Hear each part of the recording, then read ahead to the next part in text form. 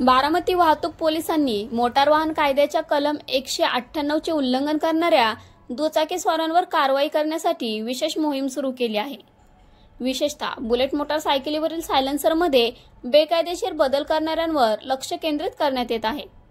हे बदल फक्त कायद्याच्या विरोधात नाहीत, तर दिवसभर शहरातील अनेक भागांमध्ये ध्वनी प्रदूषणातही लक्षणीय वाढ करत आहे।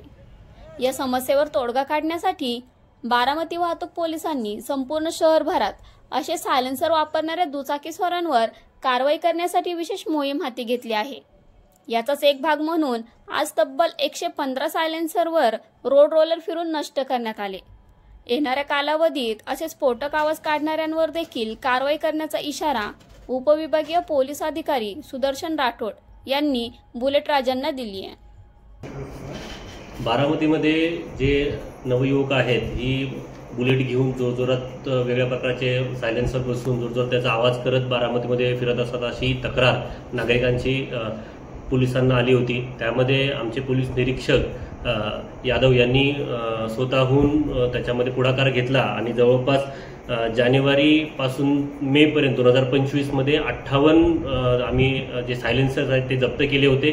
त्यासोबत 2024 मध्ये शेवटच्या 6 महिन्यात आम्ही 53 सायलेन्सर असे टोटल आतापर्यंत 115 सायलेन्सर आम्ही बुलेटचे जप्त केले होते।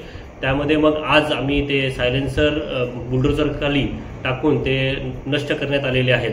अशा प्रकारे बारामती वाहतूक विभाग सर्वसामान्य नागरिकांना त्रास होणार नाही यासाठी आम्ही सर्वजण दक्ष आहोत।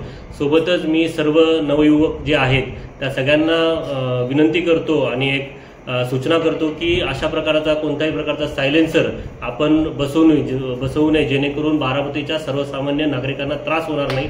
अन्यथा तुमच्या सायलेन्सर सोबतच त्यानंतर आम्ही ज्या बुलेट आहेत ज्याच्यावर सायलेन्सर बसवतात ती पण जप्त करण्याचे पुढच्या टप्प्यामध्ये आम्ही प्रयत्न करणार आहोत। धन्यवाद।